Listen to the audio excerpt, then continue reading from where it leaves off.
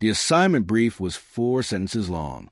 Senior intelligence agent Lena Ward had read shorter briefs in her career, but not many, and the brevity of this one was itself a kind of information. For sentences meant the division considered the matter straightforward enough that additional context was not necessary.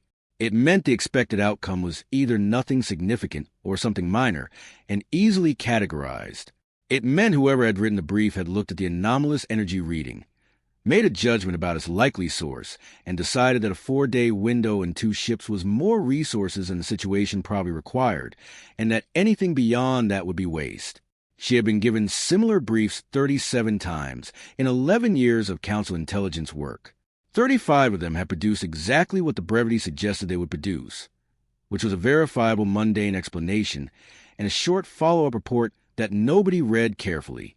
The other 2 had produced situations that were slightly more interesting, but still well within a range of things her experience had prepared her for.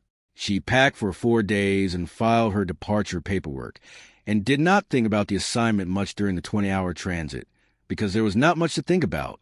A deep space survey drone had picked up an anomalous energy reading in a region the charts marked as empty and uninhabited, and she was going to go look at it and find out what it was and write a report and come home.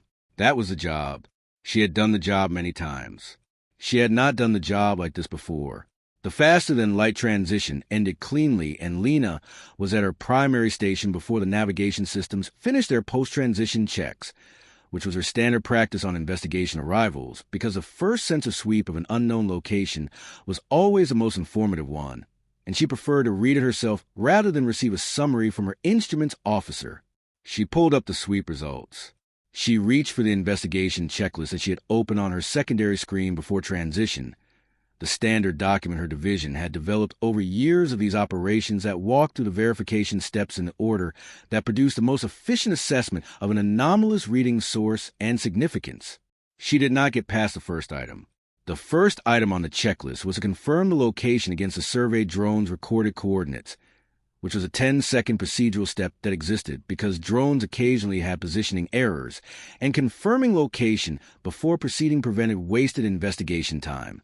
Lena's instruments confirmed the coordinates in 4 seconds, and she marked the item complete and moved her eyes to the second item, and then moved them back to the sensor display, because something in what the display was showing her had registered in the part of her attention that ran underneath the procedural layer, and that was currently telling her very clearly that the second item was going to have to wait.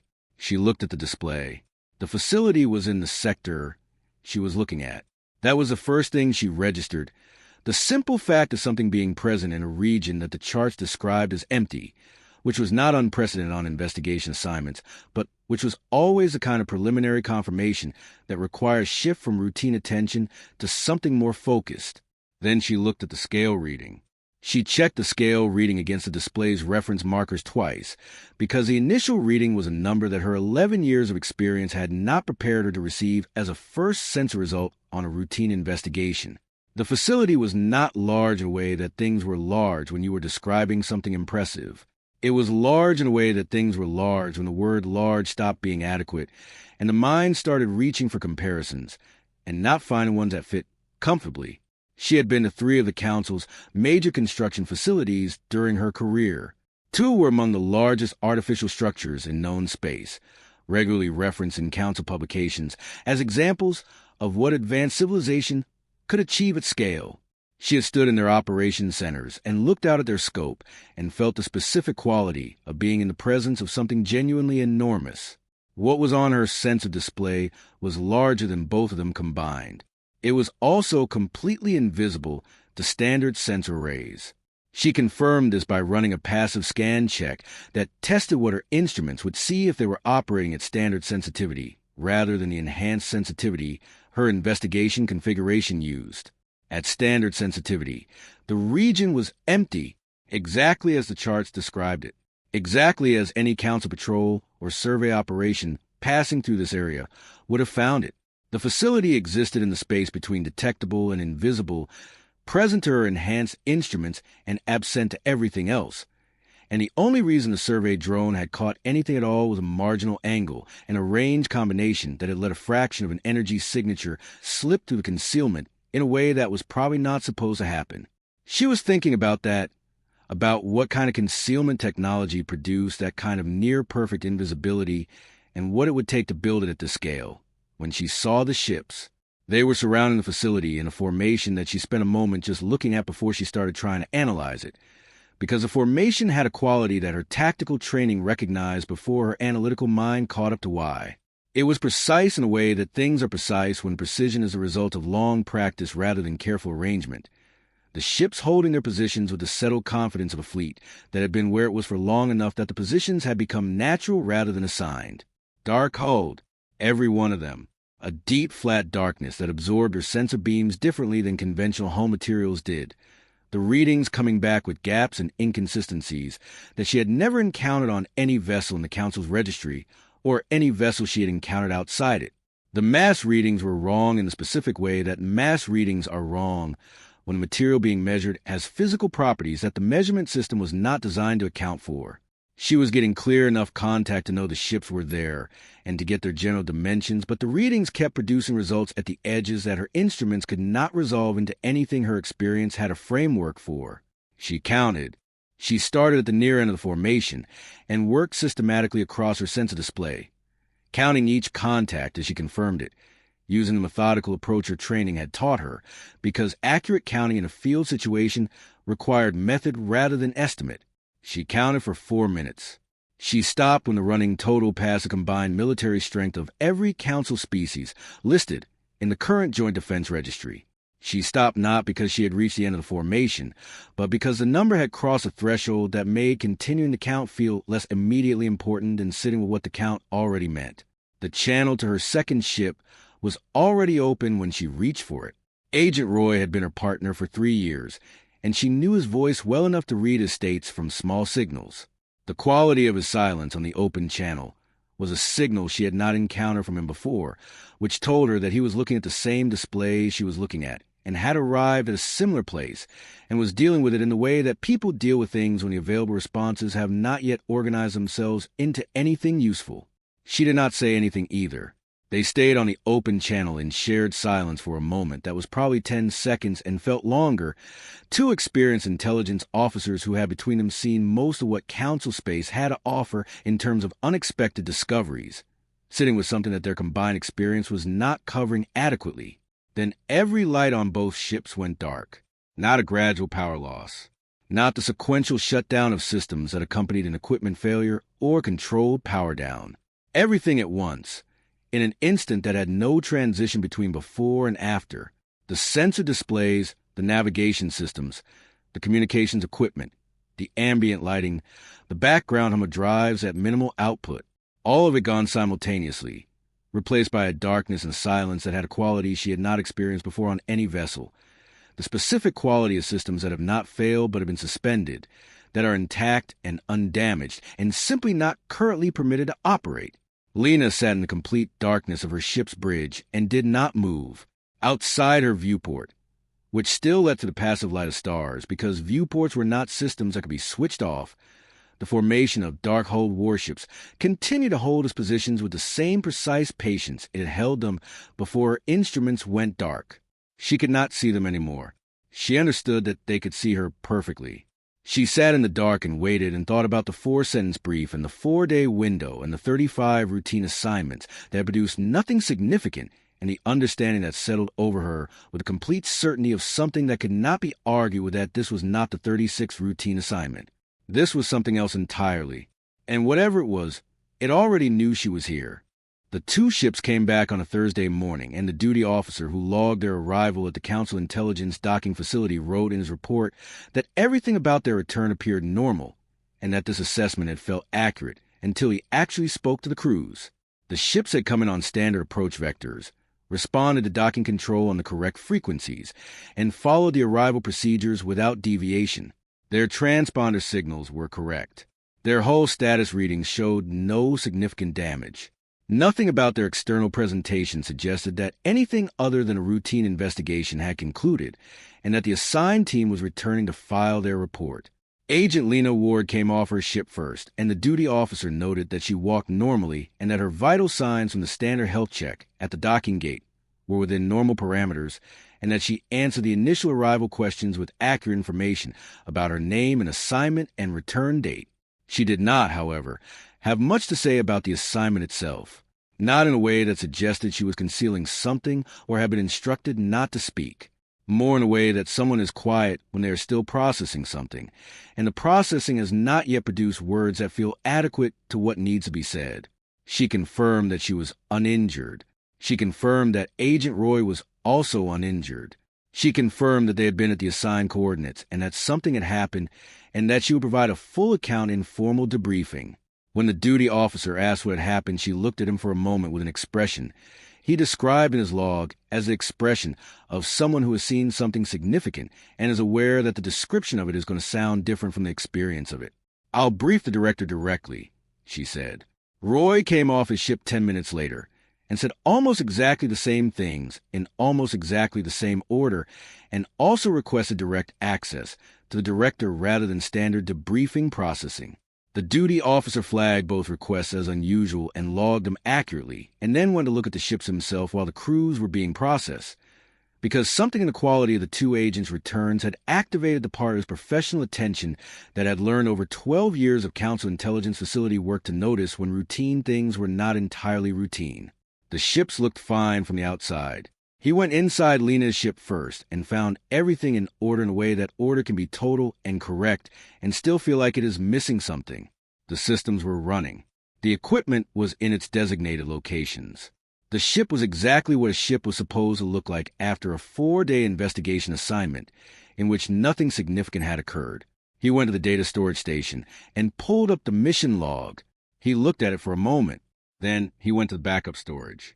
Then he accessed the emergency recording system that ran independently of the main storage architecture, and that could not be deactivated from any standard crew interface. The system that existed specifically because intelligence operations require redundant data preservation that survived main system failures. He found the same thing in all 3 places. The mission logs existed up to the point of faster than light transition to the investigation coordinates. The navigation record, the pre-arrival checks, the standard departure documentation, all of it present and complete and properly formatted. Then nothing, not corrupted data, not the kind of storage failure that left recognizable damage patterns. Clean absence, the way a file location looks when a file has been removed by a system that understood the storage architecture well enough to remove it properly rather than just delete it. Whatever had taken the data had known exactly where Council intelligence vessels stored their recordings and had removed all of it from all locations simultaneously with precision that suggested either a very sophisticated understanding of Council systems or direct access to the vessel's core architecture at a level that should not have been accessible from outside the ship. The Council's technical team spent 3 hours on both vessels before their lead analyst came to the duty officer with a report that was professionally written and carefully worded, and that said in its careful professional language that the data removal was complete, that it had been executed without leaving recoverable traces, and that the team had no current methodology for reversing it. The duty officer read the report and looked at the blank storage records one more time, and then called the director's office and used the priority flag that he had used twice in 12 years, and both previous times had been correct to use. Intelligence Director Voss arrived at the facility at 0130 and spent 40 minutes with the technical team before going to the debrief room where Lena and Roy were waiting. He listened to both of them describe what they had seen before the blackout. He listened carefully and asked specific questions about the sensor readings and the facility scale and the ship formation and the hull characteristics, and the mass reading anomalies and the partial invisibility that had persisted even at close range. He asked the questions a second time in different sequence because he had learned over 30 years that the second telling of an unexpected experience sometimes produced details that the first telling had not organized into words yet. He got more detail the second time, not different information, more precise information, the kind that emerged when someone had been sitting with an experience long enough to start separating what they had seen from what they had felt about seeing it. When he was satisfied that he had extracted everything that could currently be extracted, he thanked them both and sent them to medical, and then went to his office and sat at his desk and did not immediately do anything. He was thinking about the numbers Lena had given him, the count she had reached before stopping, the reason she had stopped, which was not that she had finished counting, but that the count had reached a threshold that changed the character of what she was dealing with from an assessment exercise into something that required a different kind of attention. He was thinking about the concealment. Standard sensor invisibility was not new technology. The Council's own military-operated vessels would reduce sensor signatures for certain operational contexts. But the kind of invisibility Lena was describing was not reduced signature. It was near-complete absence from standard arrays, visible only through an accidental angle that had produced a marginal reading in a drone that happened to be at the right range at the right moment. That was not a reduced signature. That was a different approach to the problem entirely. And Voss had been in intelligence long enough to understand that a different approach to a problem that his best scientists had been working on for 2 centuries and had not solved differently was significant. He was still sitting with these thoughts when his terminal flagged an alert from the technical team. They had found something on the ships, not recovered data, something else. On every screen on both vessels simultaneously, a message had appeared, not transmitted, not downloaded through any detectable channel, present, as if it had always been there, waiting to be noticed at the moment someone looked at the right screen. Voss read at his desk, and read it again, and read it a 3rd time. The message was addressed to the Galactic Council by its complete formal title, every word of the official designation rendered correctly in Council standard, which required either access to the Council's formal records or familiarity with the institution that went beyond what an outsider would normally possess. It was signed by Admiral Frank Cole of something called the Terran Defense Federation. Voss ran both the name and the organization through every database's access level covered. The name returned nothing. The organization returned nothing. 40 years of Council intelligence records on humanity, updated irregularly but maintained continuously, and neither name nor the organization appeared in any of it. The message itself was not long.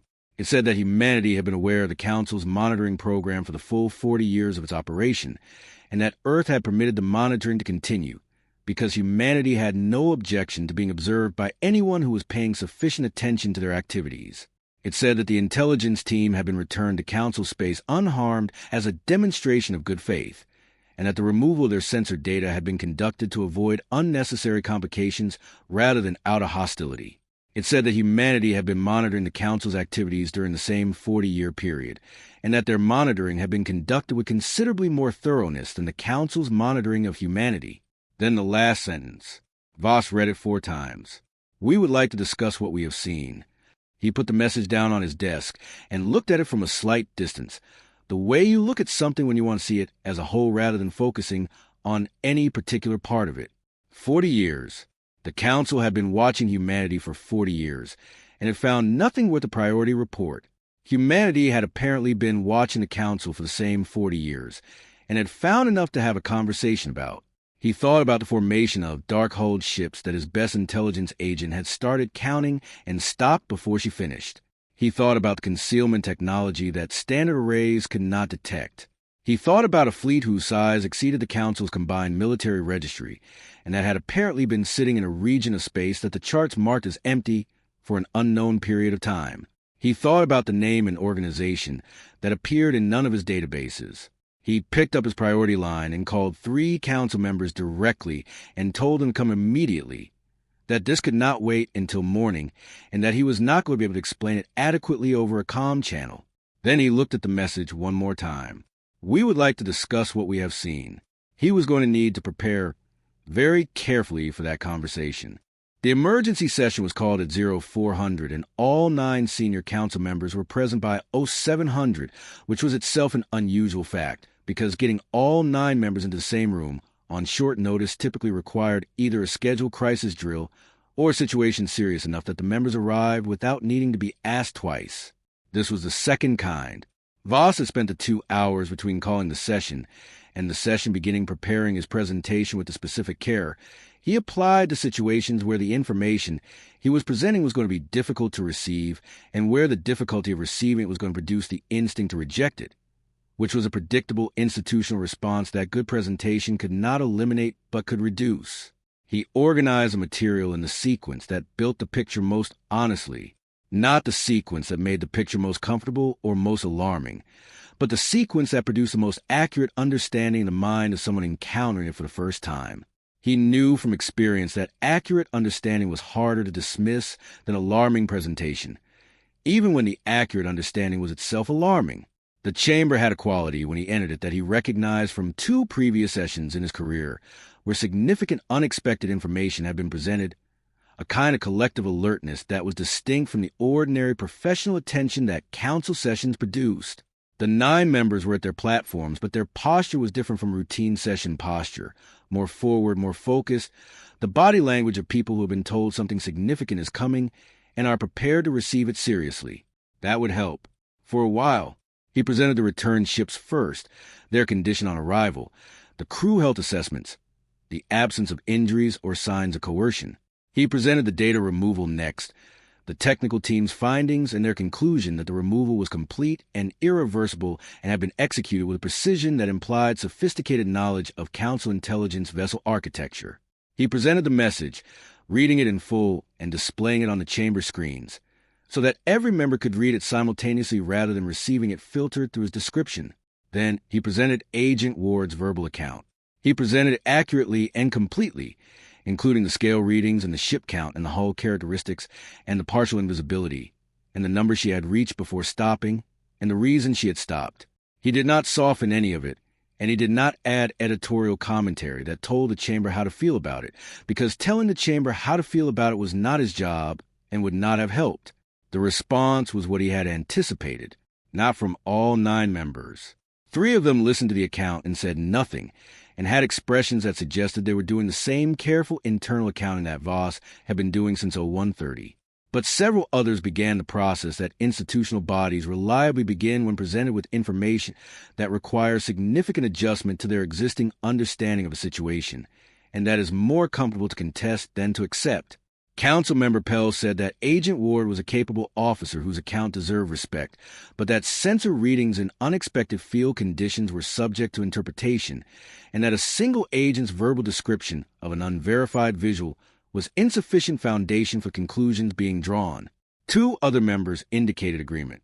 The debate that followed had a particular character of debate, where one side has the evidence and the other side has the comfort of disbelief, and both sides know which of those things is easier to sustain in the short term.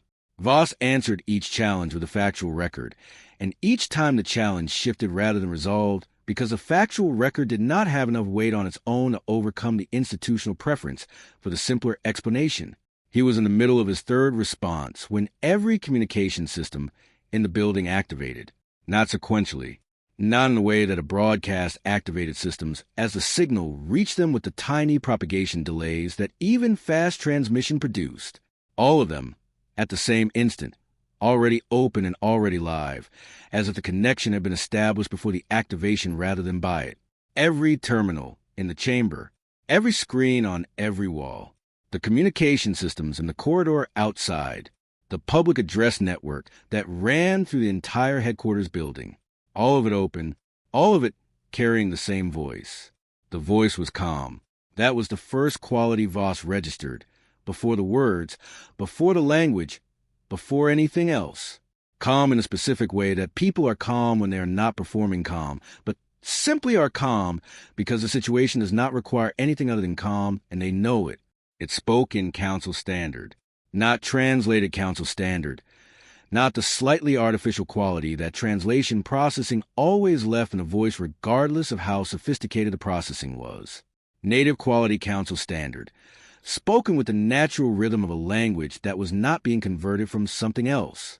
This is Admiral Frank Cole of the Terran Defense Federation. The chamber went still.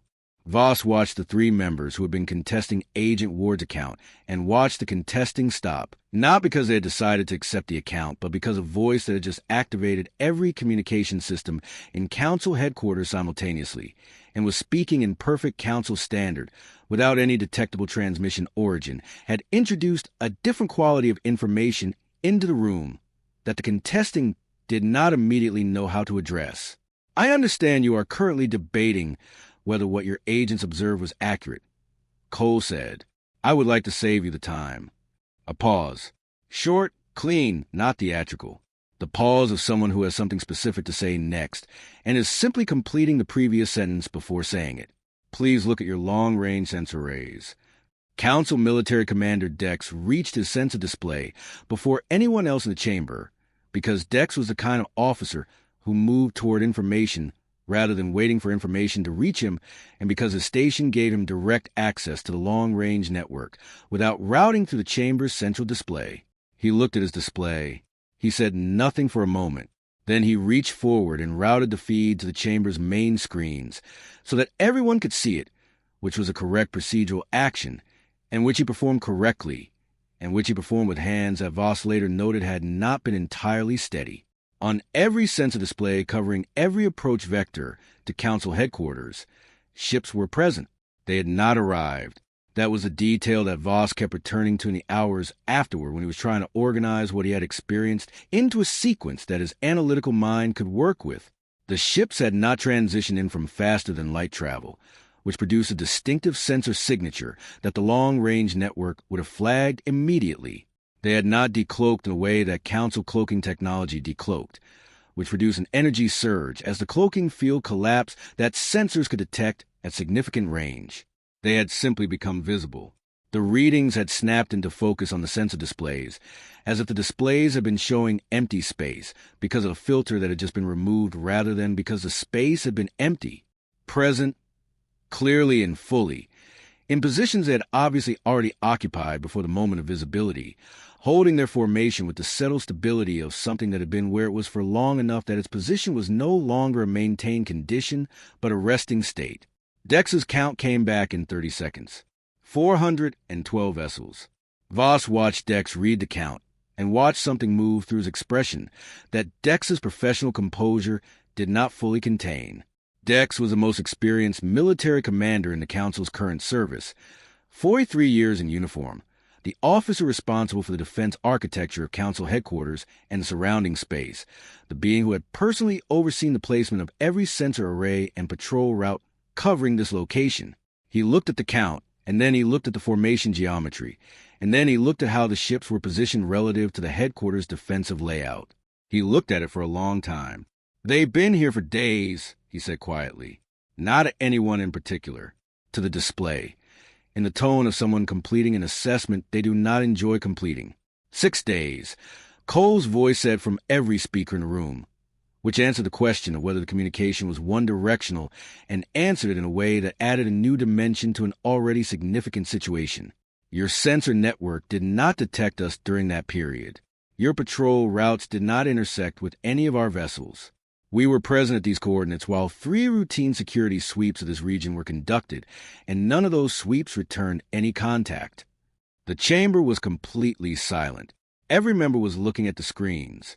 At 412 dark hull warships surrounding Council headquarters in a formation that Commander Dex would describe in his personal log that evening as the most precisely constructed tactical enclosure he had encountered in his career, built with knowledge of the headquarters' defensive architecture that was exact rather than approximate, placing each ship in a position that addressed a specific gap or covered a specific approach vector with the precision of someone who had studied the layout thoroughly before designing the formation around it. "We are not here as a threat," Cole said. "I want to be clear about that because the formation may suggest otherwise, and I would prefer this conversation to begin with accurate understanding rather than misunderstanding. The formation is where it is because it is the most informative way to demonstrate what we need you to understand before we talk." A pause. "We have been watching your headquarters for 6 days from positions your systems could not find. We have been watching your broader space for considerably longer from positions your systems have similarly not found. We would like to have a direct conversation about what that means and what we think should come next." Another pause. "We can come to you, or you can come to us. I would suggest you come to us because it would be useful for you to see the facility your agents found before we sit down together. But either way is acceptable and the choice is yours." The channel stayed open. The chamber stayed silent. Voss looked around at 9 species that ran the known galaxy and that were currently sitting in a building that had been surrounded for 6 days without knowing it and thinking about what that meant and what it said about how much of their understanding of the current situation was accurate and how much it was about to require significant revision. He thought about the message. "We would like to discuss what we have seen." He was beginning to understand the way of that sentence in a way that reading it at 0200 in the morning had not fully prepared him for. Cole's voice came one final time. "Take whatever time you need," he said. "We are not in a hurry." Cole arrived at council headquarters at 0900 the following morning. He came through the main entrance rather than a secure arrival point, which was itself a small piece of information that Voss noted and filed. The main entrance was the entrance used by delegates, visitors, and members of the public with legitimate business at the building.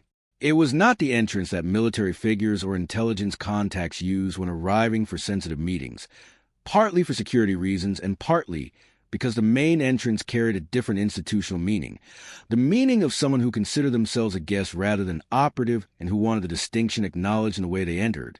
Cole had 4 people with him. Voss had expected more. The 4 were clearly staff rather than security, carrying materials rather than watching a room, the kind of small team that an officer brought to a working meeting where information was going to be shared rather than the kind of team that accompanied someone who expected the meeting to require protection. No weapons. The entrance security confirmed this with 3 separate checks because the security team had been briefed on who was coming and had responded to that briefing by deciding that 3 checks was the appropriate number rather than the standard one. Cole submitted to all 3, without any sign of impatience or acknowledgement that the additional checks were unusual. He was brought to the main council chamber, and he sat down at the table, and he looked at the 9 platforms around him and the 9 species on those platforms, and he was quiet for a moment with the specific quality of quiet that belongs to someone who is not gathering themselves or performing composure, but is simply taking a moment before beginning, because the moment seemed appropriate. Voss had spent 30 years reading people in high-stakes situations. He looked at Cole and found something that his experience had not prepared a ready category for. The man was not nervous, not in the way that nerves were suppressed or managed or controlled, which left traces that 30 years of attention had taught Voss to identify. Just not nervous, in the simple way that someone is not nervous about a thing when they are prepared for it thoroughly and when the preparation has produced a genuine confidence rather than a performed one. He also was not aggressive.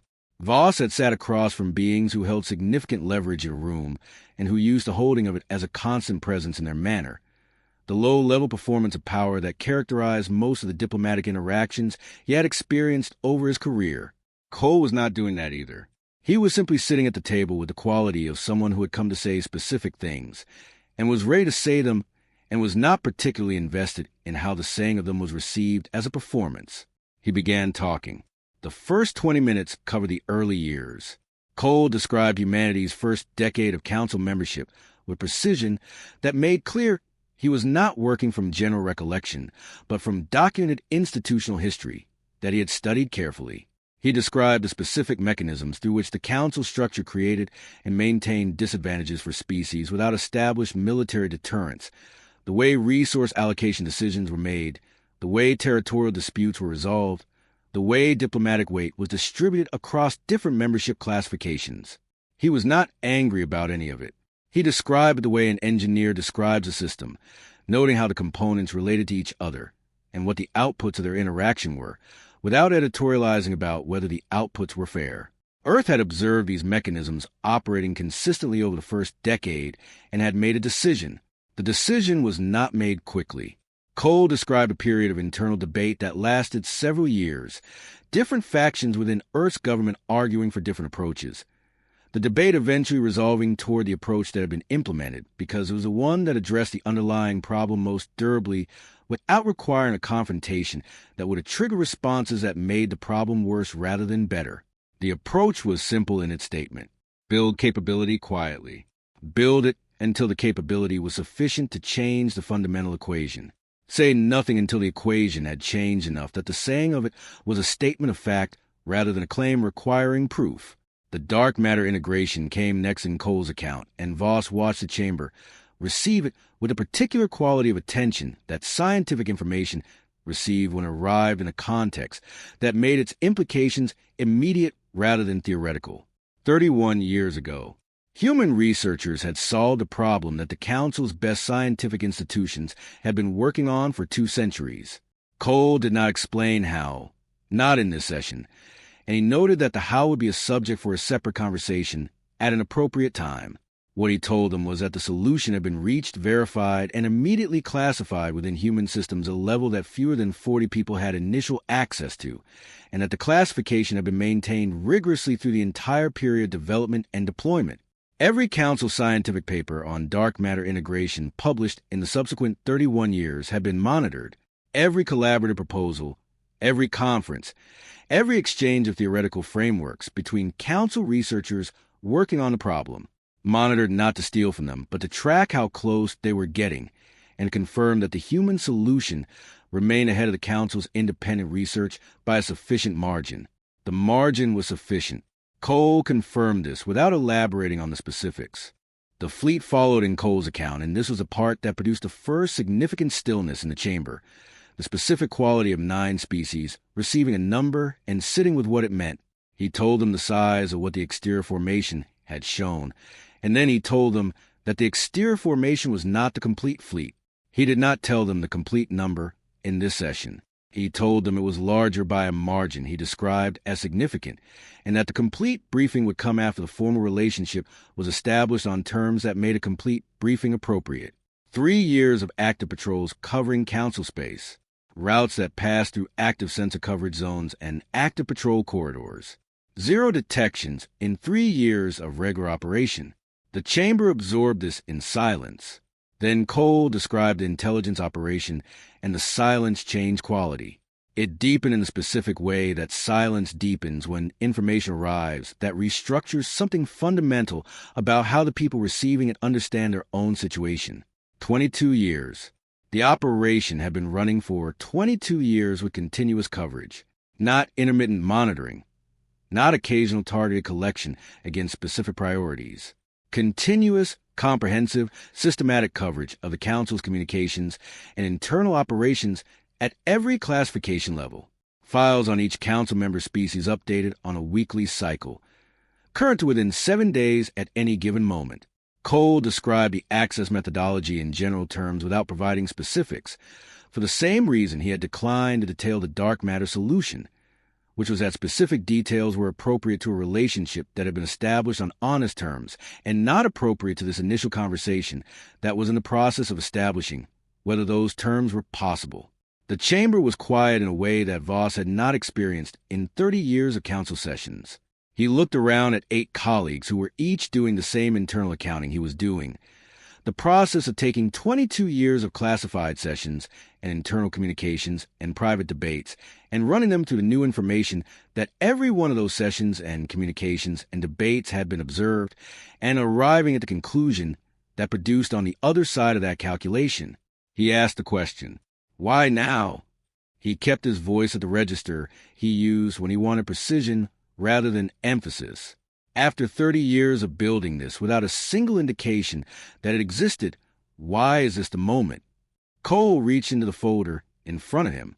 He removed a single document. He placed it on the table with the care of someone placing something that they want to be seen clearly rather than dramatically. He slid it across the table toward Voss with the unhurried movement of someone completing a simple action. Voss looked at the header. He recognized the document before he had finished reading the classification line. He recognized the date. He recognized the subject notation. He had been in the session that had produced this document. He had sat at this table 3 weeks ago and participated in a conversation that he believed was one of the most securely contained internal discussions the Council had conducted in the current administrative cycle. He had been wrong about that. The document was a preliminary authorization discussion for a proposal to revoke humanity's Council membership and restructure their territorial allocation. It was marked at the highest classification level. It contained the names of the members who had spoken and the positions they had taken, and the preliminary vote count on whether to advance the proposal to formal authorization. 7 of the 9 members currently in this chamber had spoken at the session documented in that communication. Cole sat quietly and let the document be what it was. That, he said, is why now. The chamber was silent. Voss looked at the document, and then looked at Cole and understood in a complete way that he understood things after 30 years of intelligence work that the man across the table had known about this proposal within days of the session that produced it, had known the positions of every member who spoke, had known the preliminary vote count, and had made a decision about what to do with that knowledge that had resulted in this conversation, rather than something else. The decision to have a conversation, rather than something else, was itself information. Voss filed it carefully. The document stayed in the center of the table for a long time after Cole placed it there. Nobody reached for it. Nobody needed to. 6 of the 7 members who had been present at the session it documented had already recognized it from the header, the date, the subject notation, the specific combination of details that placed it immediately and exactly in their memory as the communication they had believed was the most securely contained internal discussion of the current administrative cycle. The 7th member recognized it 30 seconds after the others, which Voss noted because 30 seconds suggested they had needed to locate the memory rather than having it surface immediately, which meant they had been in the session but had not considered it significant enough to retain an active recall. That detail said something about how they had understood the weight of what they were discussing 3 weeks ago. Cole did not elaborate on the document. He did not list other communications humanity had accessed or describe the breadth of what 22 years of coverage had produced or draw out the specific implications of the Council having conducted its most sensitive internal business in rooms that were not as private as they had believed. He placed the document. He gave his 3-word explanation of why now, and he let the room sit with what that explanation meant without adding anything that would have made the sitting with it more difficult than it needed to be. This was itself a choice that Voss recognized as deliberate and significant. The moment made available to someone who wanted to cause maximum institutional discomfort a considerable range of tools, and Cole was not using any of them. He was not cataloging what he knew. He was not implying the depth of the access he had described.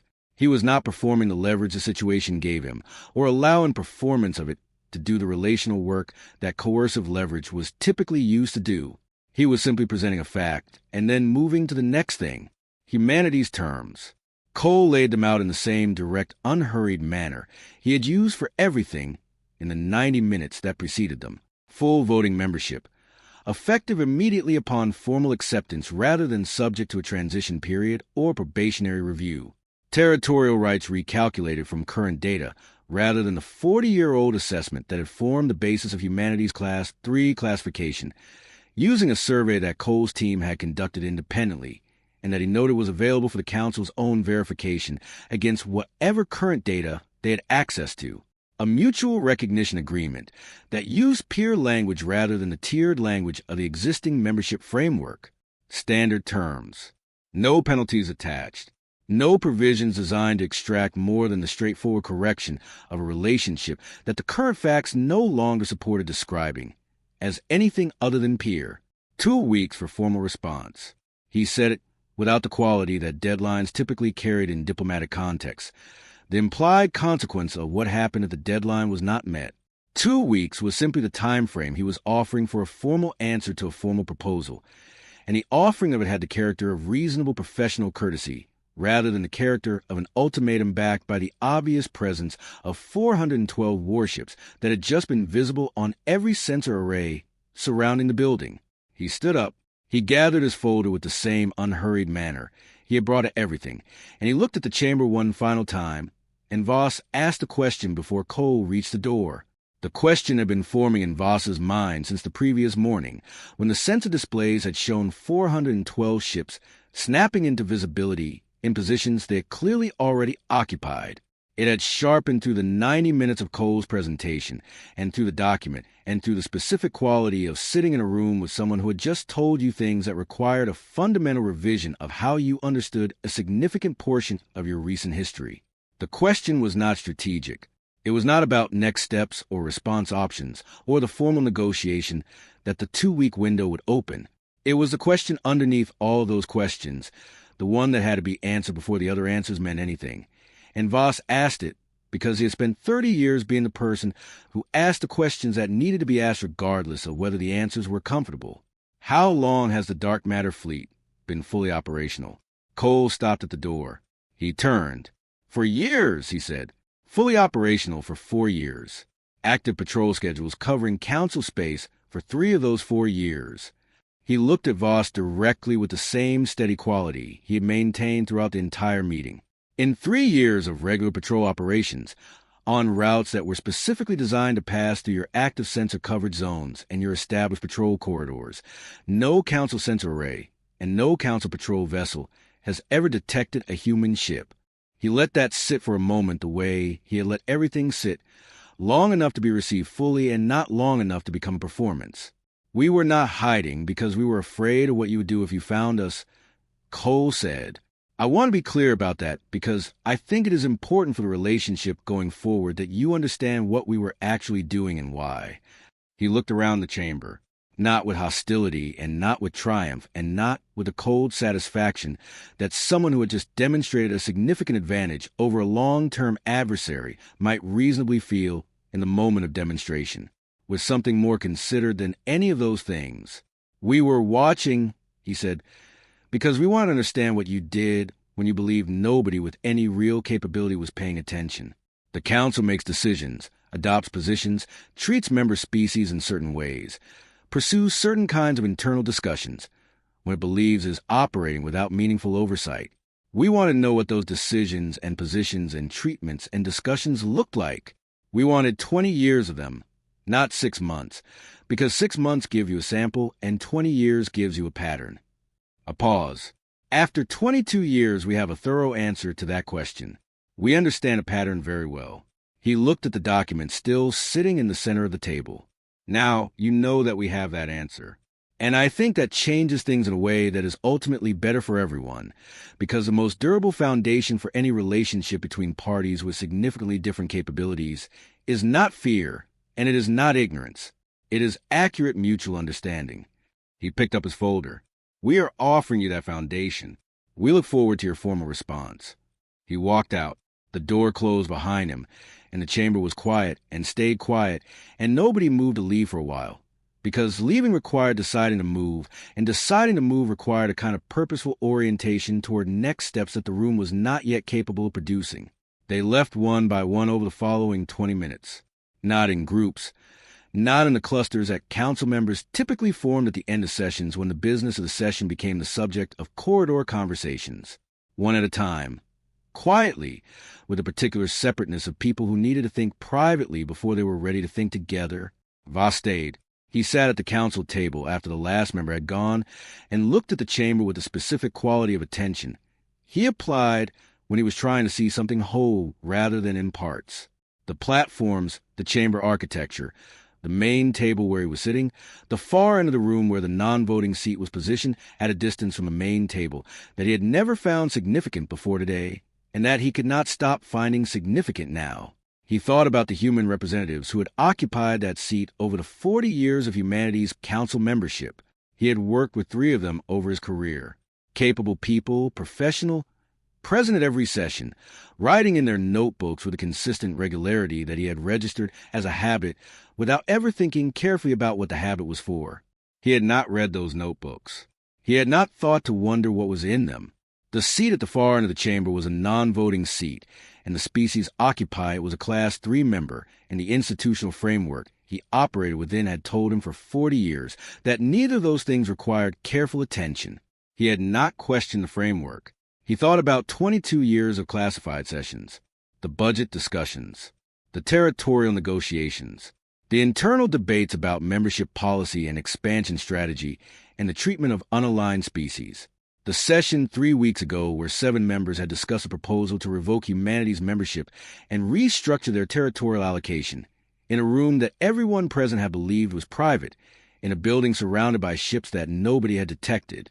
He thought about Agent Lena Ward sitting in the dark on her ship and the specific quality of realizing that something had known she was there before she knew it was there.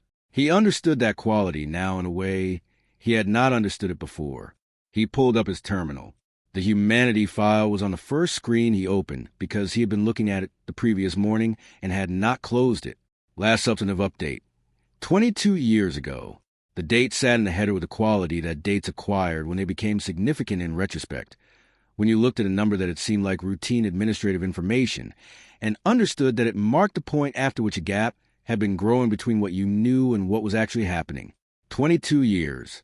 He looked at the file for a long time, at the fields that were populated with information that was 40 years old in some cases and 22 years old in the most recent, at the assessment sections that described humanity in the language of an institution that had decided what humanity was and had stopped checking whether that decision remained accurate.